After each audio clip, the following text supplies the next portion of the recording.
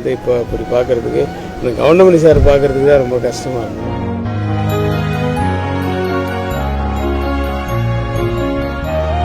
அவர் ஒரு மாதிரி கலந்து போன மாதிரி இருக்கார் ஃபேஸ். அப்படியெல்லாம் நான் பார்த்ததே இல்லை. அவர் இருந்தாலும் இருக்கும்ல, எத்தனை வருஷத்தினுடைய பந்தம்.